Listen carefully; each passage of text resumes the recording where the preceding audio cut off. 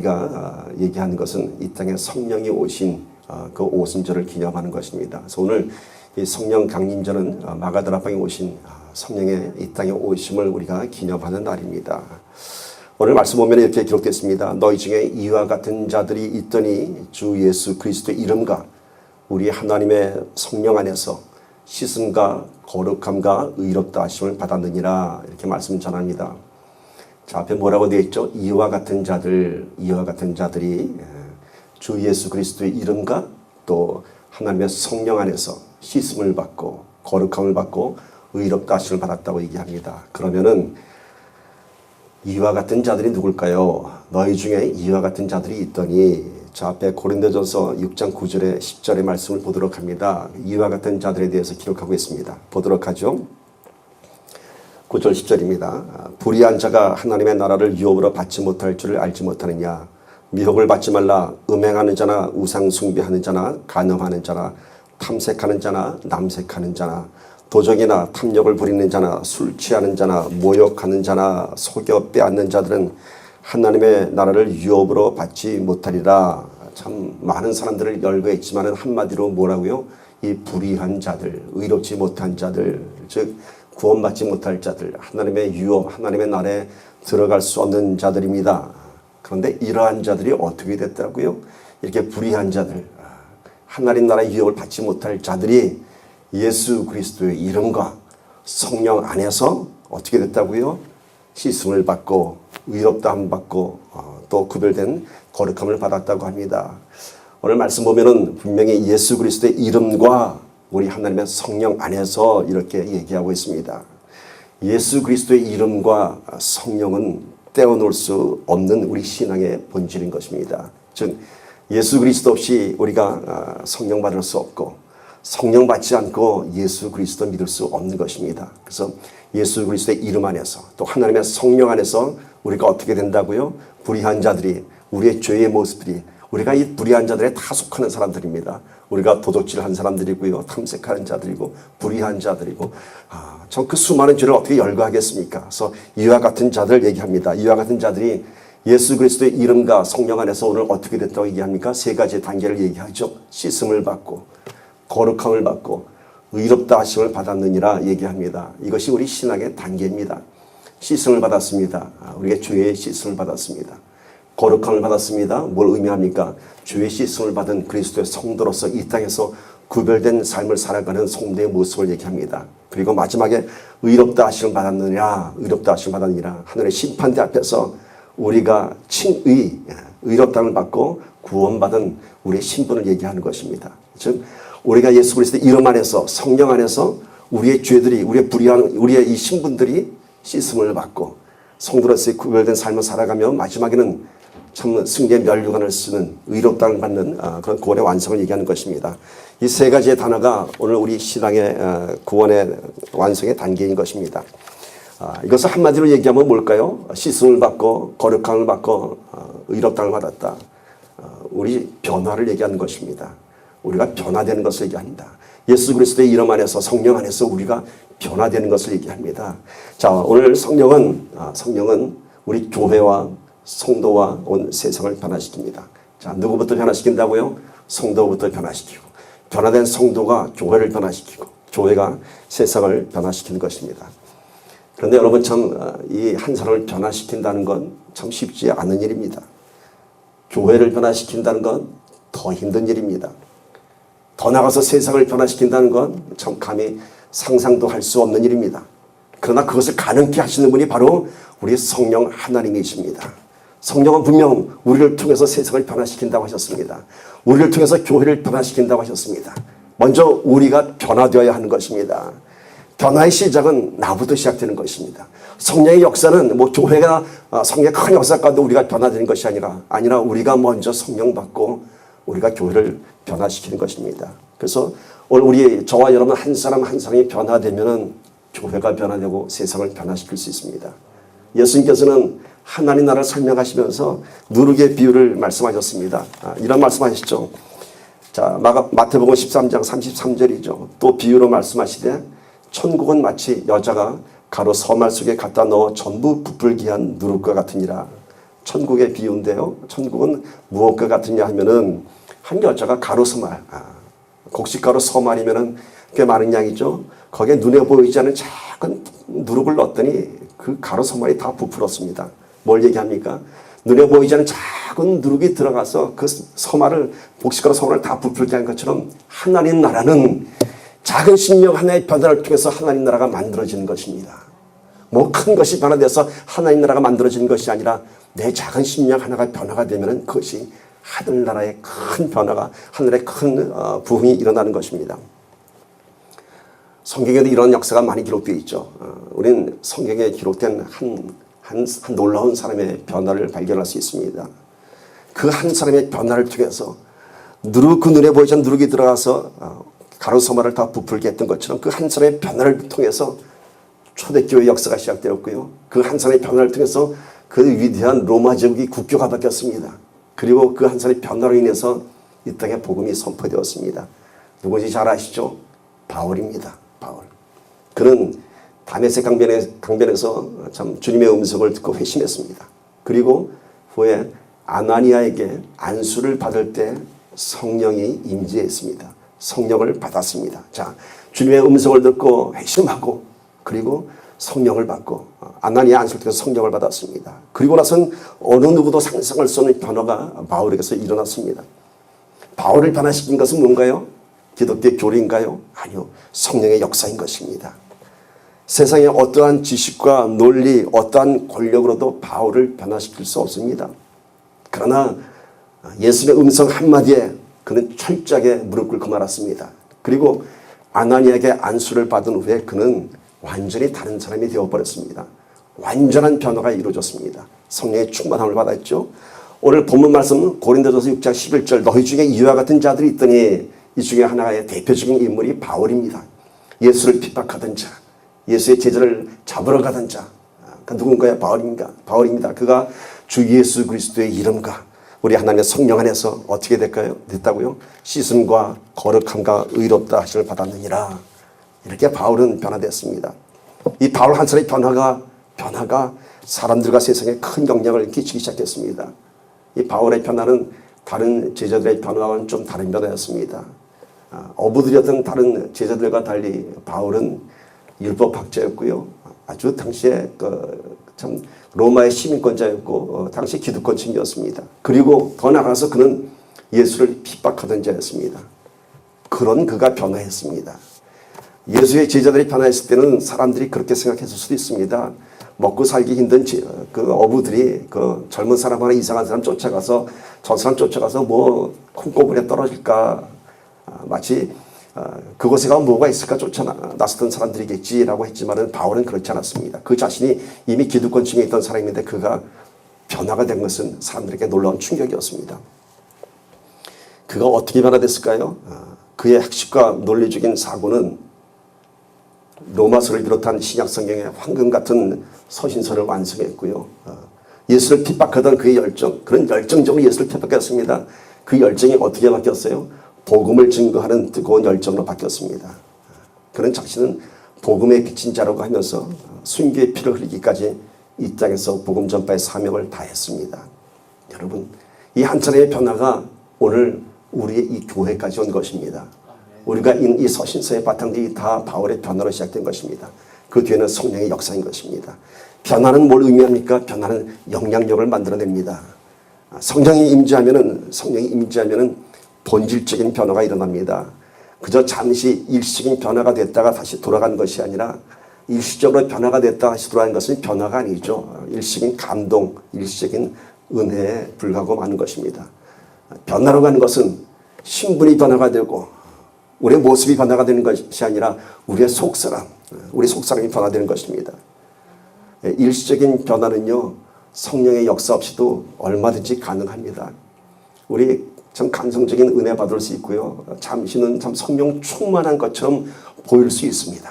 그러나 성령의 역사가 없이 받는 은혜는 일시적인 은혜에 불과한 것입니다. 오늘 우리는 성령의 역사를 통해서 우리 안에 실질적인 변화가 일어나는 내 본질이 변하는 그러한 성령의 역사의 은혜를 사모해야 할 줄 믿습니다.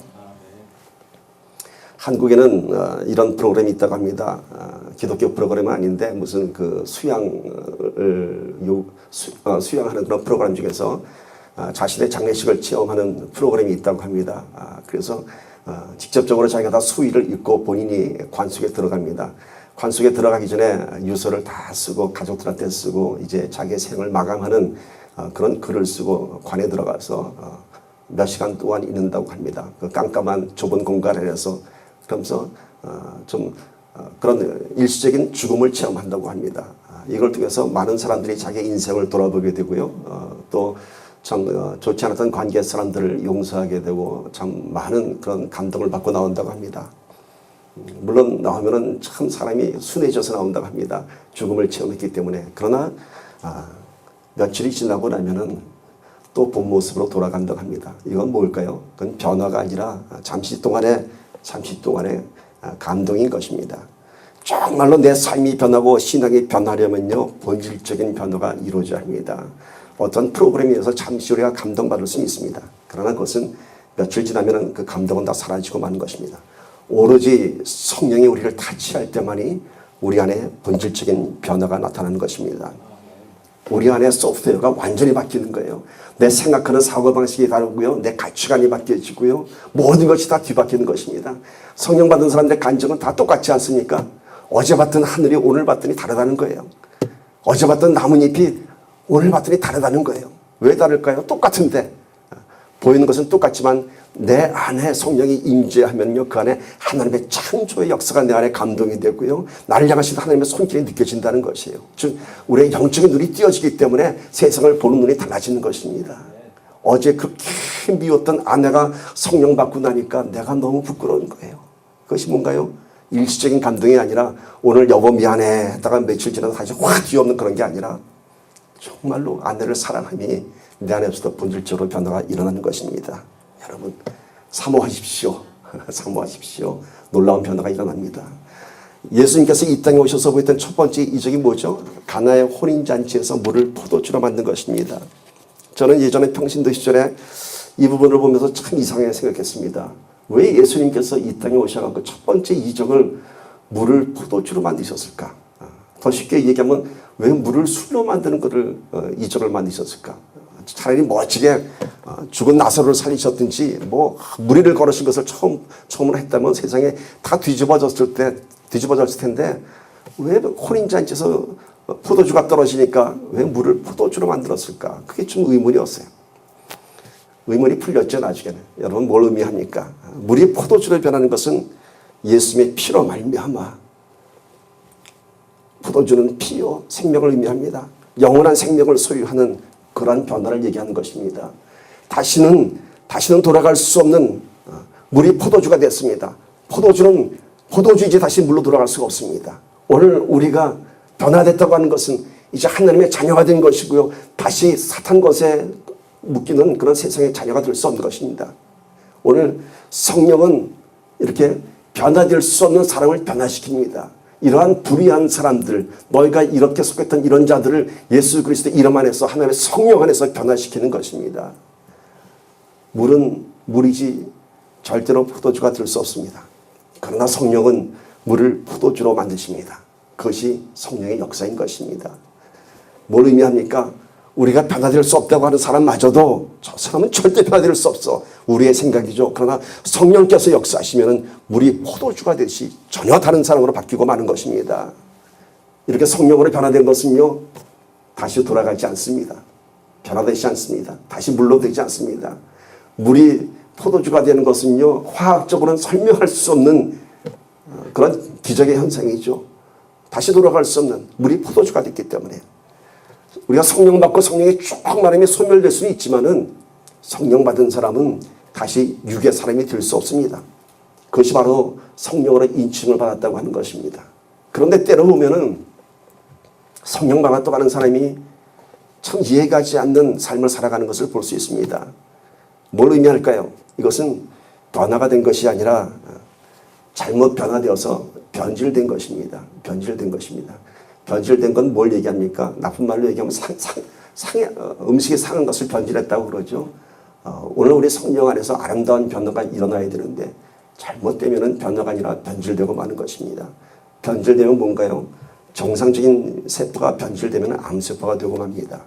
우리 신앙의 모습이 변질되면요, 이단이 되는 것이고 교회를 썩게 만들고 그런 모습을 너무 많이 보지 않습니까? 이 마지막 때에 참 거짓 선지자가 얼마나 많이 있습니까? 우리를 가슴 아프게 하는 주의 종들이 얼마나 많이 있습니까? 뭘까요? 다 변질되었기 때문인 것입니다. 오늘 우리는 이 성령 강림 주일에 그런 변질이 아닌 참 아름다운 변화가 되기를 간절히 소망합니다. 아무리 완악한 사람도요, 성령이 임하면 변화를 받을 수 있습니다. 누가 그 사울을 바울 되게 했겠습니까, 여러분? 사울뿐인가요? 누가 저와 여러분을 이렇게 만들었겠어요? 누가 나를 오늘 목사가 되게 만들었고, 누가 여러분을 오늘 이 자리 이 순간에 여기에 앉게 하셨습니까? 여러분의 남편입니까? 아닙니까? 아무리 잔소리해도 이 자리에 오지 않습니다. 성령께서 여러분을 이 자리에 초대하신 것입니다. 주님의 성도가 있지만 여전히 내 안에 변하지 않는 것들이 있다면 이 시간 한번 성령의 임재를 구하십시오. 내 안에 버리지 못하는 것들, 끊지 못하는 것들 성령께서 역사하시면요, 오늘 당장 버리고 끊을 수 있습니다. 성령께서 역사하시면 우리 안에 버리지 못하는 것마저도 쉽게 버릴 수 있습니다. 저는 뒤늦게 이렇게 참 큰 은혜로 이렇게 주의 종이 됐습니다. 그전엔 저도 일반 대학 졸업하고 신학대학 나온 사람이 아니라 일반 대학 졸업하고 여러분처럼 세상에서 열심히 직장생활도 하고 세상에서 살던 사람입니다. 남자들이 할 수 있는 거 다 해본 사람이죠. 술, 담배 다 해보고. 그런데 제가 성령을 받으니까 제가 술, 담배를 한순간에 끊었어요. 그러니까 주위의 친구들이 그러더라고요. 술, 담배 한 번에 끊는 놈은 아예 뭐 그 다음에 얼굴도 상종하지 말라는 그런 말이 있다고. 얼마나 지독하면 술, 담배 한 번에 끊느냐고 하더라고요. 저는 그렇게 독한 사람이 아니거든요. 이게 누가 가능하겠을까요? 성령께서 역사하시면은요, 한순간에 다 끊어집니다. 남자들이 그러죠. 술, 담배 끊고 교회 오겠다고 하죠. 절대 교회 끊고 못 옵니다. 오셔서 끊으십시오. 우리 안에 나쁜 것들 이 안에 오시면 다 깨끗이 청소될 수 있습니다.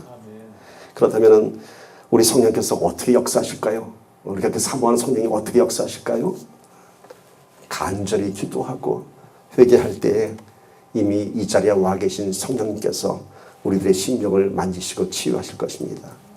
이 마가다락방 역사, 성령 강림의 역사는요, 뜨거운 기도와 회개 가운데 성령이 불같이 임했습니다. 많은 사람들이 오늘 이 성령의 역사를 사모하시오. 어떤 역사인지 한번 그 현장을 가보도록 합시다. 사도행전 2장 1절에 4절. 2000년 전에 어떻게 성령이 강림하셨나 한번 보도록 합시다. 우리 함께 읽습니다. 시작. 오순절 날 이름에 그들이 다 같이 한 곳에 모였더니 호련히 하늘로부터 급하고 강한 바람 같은 소리가 있어 그들이 앉은 온 집에 가득하며 마치 불의 혀처럼 갈라지는 것들이 그들에게 보여 각 사람 위에 하나씩 임하여 있더니 그들이 다 성령의 충만함을 받고 성령의 말하게 하심을 따라 다른 언어들로 말하기를 시작하니라. 참 놀라운 일이죠. 마가의 다락방에 120명이 모였는데 호련히 하늘로부터 급하고 바람 같은, 이게 뭔지 우리는 모르겠어요. 그 자리에 없었기 때문에 우리가 알 수도 없는 것이 온 집에 가득해서 마치 불의 혀처럼 갈라졌다고 합니다. 그리고 한 사람 한 사람마다 다 한 사람 한 사람마다 한꺼번에 임한 것이 아니라 한 사람 한 사람마다 다 하나씩 위에 임하였다고 합니다.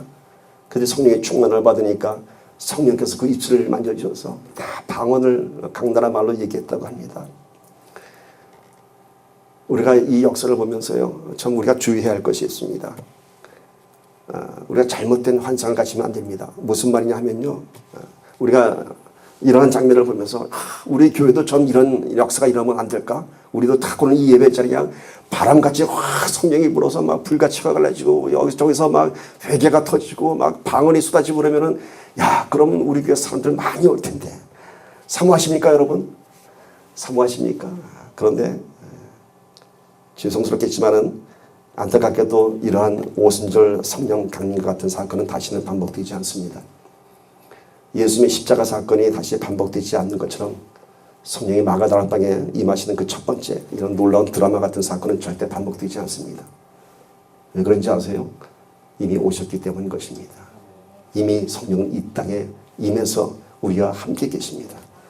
그런데 우리가 왜 날마다 찬양할 때마다 성령님 오시옵소서 오시옵소서 왜 그런지 아세요? 그것은 이 마가다락방에 임하신 그렇게 임재하는 것을 우리가 원하는 것이 아니라 이 자리에 오신 이미 와 계신 성령님, 내 안에 어떤 장애물로 내가 받아들이지 못한 것에 대해서 내가 내 심령을 여는 거예요. 이미 오신 성령님을 우리가 웰컴하는 것이지, 어떤 성령님 이렇게 와주세요, 오셔서 성령님 그 뜻이 틀린 것입니다. 오늘 성령님은 지금 이 자리에 와 계십니다. 와 계십니다. 그래서 이렇게 오순절에 대한 환상 같은 거는 갖지 마시고요. 그냥 이미 와 계십니다. 와 계세요. 내 심령만 열면 되는 것이고. 그런데 많은 사람들이 늘 이런 누려본 현상을 요구합니다. 그래서 뭐 부흥회나 무슨 누구 은사 집회 가면은 꼭 뭐 이제 막 불같은 역사를 바라면서 막 울부짖습니다. 부르짖습니다. 나에게도 성령 주시옵소서 막 이럽니다. 이것이 잘못된 환상 중에 하나입니다. 우리 성령님 이미 오셨어요. 중요한 것은 우리가 신앙 고백과 회개 없이 그냥 몸부림치면서 부르짖으면 성령이 임재하지 않습니다. 신앙 고백과 우리가 회개 가운데 우리 성령님은 아름답게 우리 안에 임재하실 것입니다. 성령의 역사는요, 참 따뜻하고 아름답습니다. 그렇게 파괴적이고 폭력적이지 않습니다. 우리 성령은요, 아름답게 오십니다. 불같이 오신다는 것은요, 우리의 뜨거운 열정을 온다고 하는 것입니다. 오늘 우리 이 자리에 정말 아름다운 성령이 우리 예배 위에 여러분 심령에 오늘 뜨겁게 임하시기를 간절히 소망합니다. 그렇게 되기 위해서는요, 성령께서 역사하실 수 있도록, 성령께서 이미 오셨으니까 우리가 교회가 거룩한 통로가 되어야 되고요, 우리의 예배의 자리가 정말 신령과 진정으로 예배하는 그런 거룩한 통로가 되어야 할 줄 믿습니다. 여기까지 제가 이렇게 말씀드리면 아마 또 이렇게 퀘션하는 분들 계실 거예요. 그러면은 마가다락방에 이 성령 강림절에 이렇게 성령이 오셨다고 하면은 그 전에 구약 성경에 기록된 하나님의 영, 거룩한 영, 성령으로 얘기하는 것은 무엇일까요? 하고 질문 던지실 겁니다. 그럼 성령, 구약에서 나타났던 성령은 성령이 아니고 무엇일까요? 물어보실 것입니다. 맞습니다. 성령입니다. 구약에도 하나님의 영이 오셨습니다. 이것을 제가 이렇게 쉽게 좀 설명하겠습니다. 구약 시대 때는 하나님께서 선지자를 통해서 극히 제한적으로 성령을 보내주셨습니다. 그러나 지금은 이 땅에 오셨다고 하는 것은 이 땅에 성령께서 충만히 임재한 것을 얘기합니다. 더 쉽게 표현하면요, 구약 시대는 케이블 방송 시대였습니다. 그래서 하나님께서 케이블이 다 연결된 특별히 필요한 선지자에게만 케이블을 연결해갖고 직접적으로 성령을 보내시고 하나님의 메시지를 전해주셨습니다. 그러나 지금은 공중파 방송이 됐습니다. 공중파 방송. 예수님께서 이 땅에 오셔서 십자가 사건을 통해서 그런 영적인 송신탑을 다 만들어갖고 거기서 모든 성령이 보이사 성령이 온 땅에 충만한 것입니다. 그래서 성령이 이 땅에 지금 충만히 임재해 있는 것입니다. 그런데 난청 지역 가면은 TV가 잘 나오지 않습니다. 왜 그러죠? 전파를 방해받기 때문인 것이죠. 오늘 우리 안에 성령의 역사가 나타나지 않는 이유는 내 삶이, 내 심령이 영적 난청 지역에 있기 때문인 것입니다. 하나님의 영과 교통한 데서 뭔가 방해물이 있기 때문에, 장애, obstacle이 있기 때문에 우리가 성령의 역사가 나타나지 않는 것입니다. 우리가 거룩한 통로에서 우리의 심령을 드리면은 회개 가운데 지금 당장 우리 안에 성령의 역사가 나타날 것입니다. 우리 심령이 오늘 성령을 초대하는 간절한 그런 심령이 되기를 소망합니다. 자, 성령은 첫 번째 변화입니다. 우리를 씻어서 변화시킵니다. 성령은 두 번째 우리 신앙의 원동력입니다. 원동력입니다. 변화해서 이제는 우리가 영적인 파워를 실어줍니다. 우리 신앙의 능력이 나타나는 것은요, 구원받은 성도에서 우리가 성령의 충만을 받을 때 내 힘이 아닌 성령의 능력으로 하나님의 권능이 나타나는 것입니다. 존 버년이 쓴 철로역정에 나오는 내용입니다. 한 그리스도인이 순례의 길을 떠납니다. 어느 곳에 한 방을 들어가게 됩니다.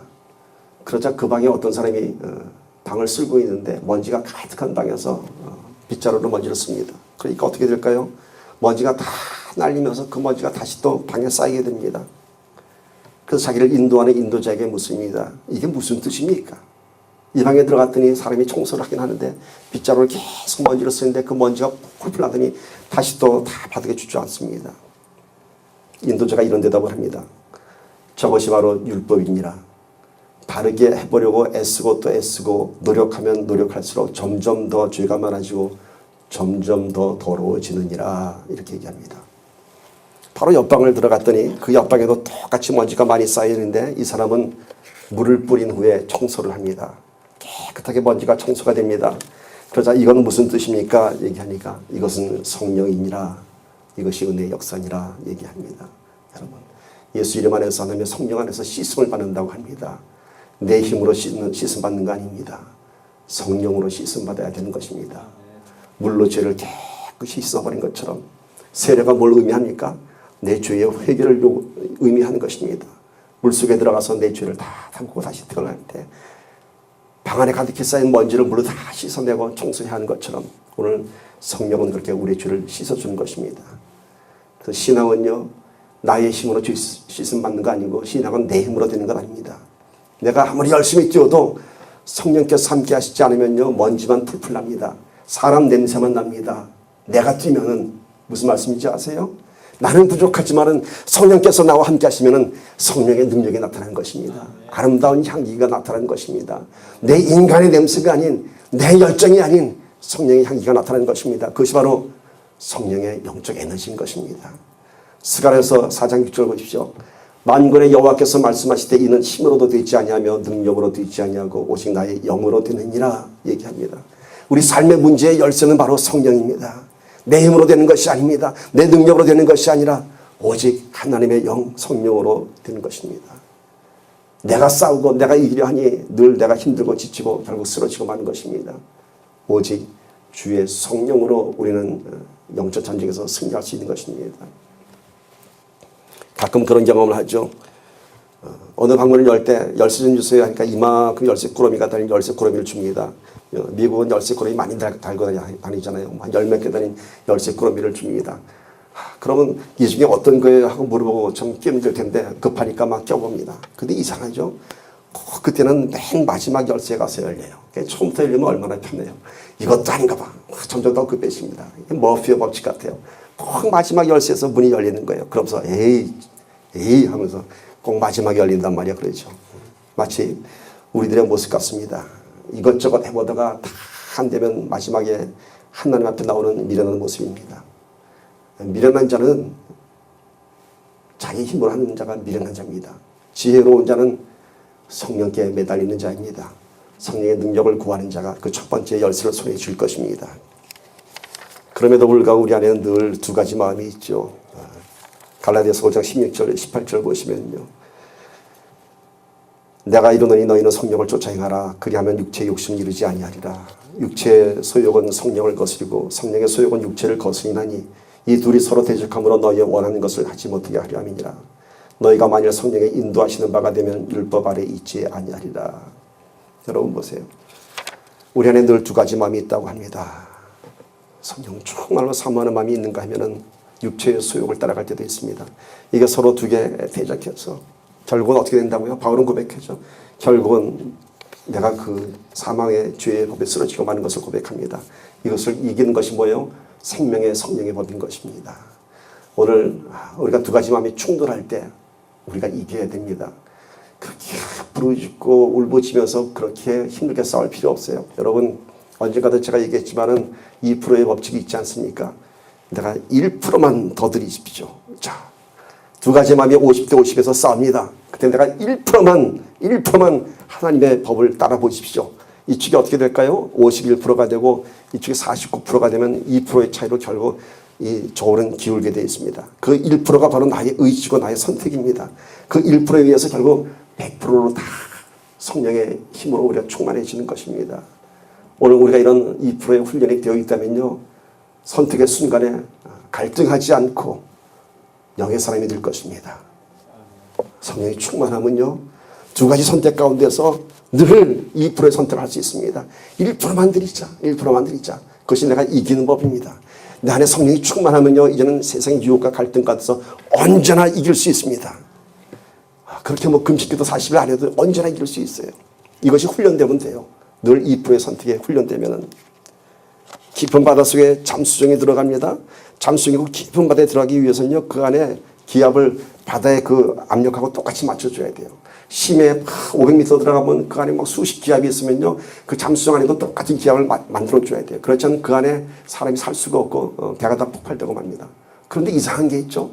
그 잠수정을 타고 들어가 봤더니 그 심해에서 물고기들이 싹 왔다 갔다 하는데 얘네들은 아무런 안전장치도 없어요. 그 얇은 스킨 하나밖에 없는데 그냥 물속을 자유롭게 살아요. 왜일까요? 물고기 체내 안에 이미 바다의 수압과 같은 압력이 만들어져 있는 것입니다. 뭘 의미할까요, 여러분? 우리 안에 성령의 충만함이 있으면요, 성령의 충만함이 있으면 바다 깊은 속의 물고기처럼 우리는 늘 견뎌낼 수 있고 이길 수 있는 것입니다. 우리가 1%만 더 드리십시오. 거꾸로 우리가 1%만 뺏기면 우리가 지공합니다. 1%만 허물어지면 우린 사망권세에 붙잡히고 마는 것입니다. 그래서 하나님께서는 아말렉 족속을 칠 때 단 한 명도 남기지 말라고 치라고 했던 것이고요. 하나님께서 늘 100%의 순결을 요구하십니다. 왜요? 우리를 살리기 위한 것이죠. 100%의 거룩한 삶이 부담스럽습니까? 아니요. 1%만 더 드리면은 우리가 100%의 승리를 거둘 수 있습니다. 세 번째로 성령은 인격적인 존재입니다.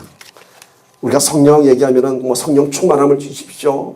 잘못하면은 성령을 하나님의 추상적인 본질로 잘못 생각할 수 있습니다. 아니요. 하나님은 사랑이시라 이 사랑은 하나님의 추상적인 본질입니다. 그러나 성령님은 그런 추상적인 존재가 아닙니다. 예수님께서 우리가 이 땅에서 눈으로 볼 수 있는 육신의 옷을 입고 오셨다고 한다면은 성령님께서는 눈에 보이지 않지만 육신의 한계를 벗어난 예수님께서는 오셔서 갈릴리에 있으면 갈릴리에 있을 수밖에 없었고 예루살렘에 계시면 예루살렘밖에 있을 수 없었습니다. 육신의 옷을 입고 왔기 때문에. 그러나 성령님, 보혜사 성령님은 이제 온 열방 가운데 어느 곳에 충만히 임재하시는 분입니다. 그러나 그분이 바로 삼일체 하나님의 한 위이십니다. 그래서 성령님은요 추상적인 존재가 아니에요. 그럼 뭐 하나님의 뭐 능력, 권능, 그래서 우리 충만하게 해주십시오. 안 해요. 성령님은 살아계신 하나님의 인격체입니다. 마치 예수님을 우리가 눈앞에 보고 있듯이 우리가 성령님과 교제할 수 있습니다. 왜냐하면요 우리가 인격체라고 하는 것은 뭐죠? 교제할 수 있는 것을 인격체라고 합니다. 우리가 이런 나무 보고 서로 교제할 수 없죠. 왜요? 교제한다고 하는 것은 감정을 주고받아야 되고요. 어떠한 지식을 주고받아야 되고 내 의지를 주고받아야 됩니다. 예를 들어서 우리가 어떤 한 사건에 대해서 얘기를 한다면은 예를 들어서 뭐 날씨에 대해서 얘기한다면 오늘 참 날씨 덥죠? 라는 날씨에 대한 지식이 있어야 되고 날씨에 대한 자기 감정 너무 더워요. 그리고 자기의 의지 더우니까 좀 시원한 곳을 찾아가야겠어요. 이런 것들이 전제될 때 대화가 이루어지는 것이거든요. 이게 뭔가요? 지성과 감성, 의지입니다. 그래서 인격체는 지정의 세계가 있을 때 인격체라고 합니다. 성경에는 분명히 성령이 인격체임을 기록하고 있습니다. 고린도전서 2장 13절 보세요. 우리가 이것을 말하거니와 사람의 지혜에 가르친 말로 하지 아니하고 오직 성령이 가르친 것으로 하니 신령한 이는 신령한 것으로 분별하느니라. 뭔가요? 성령께서는 지성이 있습니다. 그래서요 성경의 말씀을 우리 지혜에 가르친 우리 사람의 지혜에 가르친 말로 하지 아니하고 성령의 가르침으로 분별할 수 있다고 합니다. 우리가 지식으로 말씀을 보게 되면요 로고스에 끝나고 맙니다. 날리지에 끝나고 말아요. 그러나 거기에 성령이 임재하시면은 그 말씀이 살아 역사하시면서 우리에게 레마로 작용하는 것입니다. 그래서 하나님께서는 말씀을 통해서 성령의 지성을 주었습니다.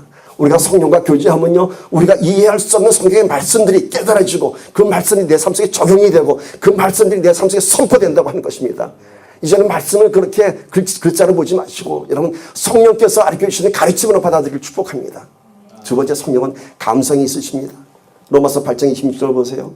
이와 같이 성령도 우리 연약함을 도우시나니 우리가 마땅히 빌 바를 알지 못하나 오직 성령이 말할 수 없는 탄식으로 우리를 위하여 친히 간구하시느니라. 말할 수 없는 탄식으로. 성령은 감성이 있으신 분입니다. 우리 살아가는 모습 보면서 성령께서 탄식하세요. 탄식하세요. 여러분 성령이 탄식하시면 좀 느껴보세요. 우리가 성령님을 인식할 수 있다면 오늘 성령이 탄식하는 소리를 들으며 나를 통해서 안타까운 그 모습을 보면서 우리가 하면 성령의 안타까움을 이제는 우리가 성령님을 위로할 수 있는 우리가 되기를 소망합니다. 하늘을 기쁘게 하는 우리가 되기를 소망합니다. 여러분 세상 노래와 찬양의 차이가 뭔지 아세요? 세상 노래는 뭐예요? 다 내 감정의 표현이에요. 내 신세 타령이에요. 세상 노래는 내가 사랑을 이루지 못하는 것에 대해서 내가 고향을 그리워하는 것에 많이 다 이런 노래예요. 찬양은 뭔가요? 내가 영적으로 하나님을 찬양하는 거예요. 찬양은 하나님과 교제하는 거예요. 교제하는 거예요. 저는 드레스에서 사역 가면서요. 여러분 제가 사랑합니다. 나를 자녀 삼으신 줄을 지금까지 아마 수만 번 더 불렀을 거예요. 이게 만약에 세상 노래라면 지겨워서 못 부를 거예요. 지겨워서. 수만 번 어떻게 불러요 세상에. 그런데 놀랍게도 그 수만 번 부르는데도 매번 내 안에 감동이 일어나요. 내가 받았던 첫사랑의 기억이 나고요. 그 한 절 한 절에 눈물이 난다는 것이죠. 어떻게 숨 한 번 무릎 노래갖고 감동이 일어납니까? 그것이 성령과 감성의 교제가 일어나는 것입니다. 하나님께서는 그렇게 우리와 교제하기를 원하시는 것입니다. 성령께서는 의지가 있으신 분이죠. 사도행전 16장에는 바울이 2차 전도를 아시아 지역으로 가려고 했을 때 그의 발길을 마케도니아로 돌렸습니다. 오늘 우리 성령께서도요, 여러분의 삶의 진로를 가르쳐 주십니다. 알고 싶다고요? 아니요, 여러분 이미 다 알고 있어요. 다 알고 있어요. 여러분 그렇게 영적으로 뛰어난 사람들이에요. 우리가 뭘 선택해야 될지 다 알고 있어요. 근데 단지 우리가 성령의 의지에 동의하지 않기 때문에 성령께서 주신 생각은 내 깊은 곳에 자기 감춰두고 그건 아니죠. 그건 지금 아니죠. 그리고 자꾸 내가 원하는 길, 내 생각을 하나님 앞에 응답받기 위해서, 아니 응답이 아니라 동의받기 위해서, 인정받기 위해서 하나님 내가 지금 이렇게 하는 게 맞죠? 라고 기도하고 있다면 우리 하나님께서 매우 안타까워하실 것입니다. 성령께서 인도하시는 길은 선한 길입니다. 하나님께 기뻐하시는 길입니다. 우리 이미 다 알고 있습니다. 우리 기도하다 보면요, 잘못된 기도하면, 우리에게 고집 피우는 기도하면요, 성령의 의지에 동의하지 않는 기도, 이미 내 안에 답은 있는데 그건 잘 감추어두고 하나님 그거 말고 이쪽이요 하고 기도할 때 우리 성령께서는 여러분 생각을 바꿔줄 것입니다. 아니 그거 아니야, 이쪽이야. 한쪽 문을 닫아놓습니다. 왠가요? 저쪽 문으로 나가라고 하는 것이죠. 하나님께서 우리를 인도하실 때에 한쪽 문을 막으십니다. 나는 이쪽 가고 싶은데 그쪽 문이 자꾸 막혀요. 뭔가요? 다른 쪽으로 인도하고 계신가요? 그런데 자꾸만 우리는 그 문을 열려고 발버둥칩니다. 그 문 열어달라고 기도합니다. 아니요. 여러분 밝히 성령의 음성 듣기를 축복합니다. 성령께서 인도하시는 길로 가는 저와 여러분이 되기를 소망합니다. 말씀을 정리합니다. 성령님은 성도와 교회와 세상을 변화시킵니다. 우리가 그 변화의 시작이 되기를 축복합니다. 성령은 우리 신앙의 원동력입니다. 힘도 아닌 능도 아닌 오직 주의 성령으로 우리가 우리 삶의 일들을 감당할 수 있고 우리 사명을 감당할 수 있습니다. 세 번째, 성령은 인격적인 존재입니다. 여러분 성령의 가르침을 받으시고 성령과 사랑의 교제를 나누시고 성령과 함께 동행하시는 저와 여러분이 되기를 주님의 이름으로 간절히 축원합니다. 아멘. 기도합니다. 살아계신 성령님 초청합니다. 행여 우리 안에 가로막는 것이 있다면 이 시간 거룩한 통로가 되게 하여 주시옵시고 예수 그리스도의 이름과 주의 성령으로 다시 한번 죄 씻음 받게 하여 주시옵시고 거룩한 구별된 삶을 살게 하여 주시옵시고 하늘나라의 면류관을 쓸 수 있는 주님의 백성 되게 도와주시옵소서. 오늘 몸된 교회가 이제 성령 역사가 충만한 교회가 되게 하여 주시옵소서. 성도 한 사람 한 사람의 변화가 우리 교회 안에 뜨거운 성령의 역사가 있게 하여 주시옵소서. 주신 말씀이 우리 안에 선포될 때마다 성령의 권능으로 함께해 주시기를 간구하며 우리 주 예수 그리스도 받들어 간절히 기도드렸습니다. 아멘.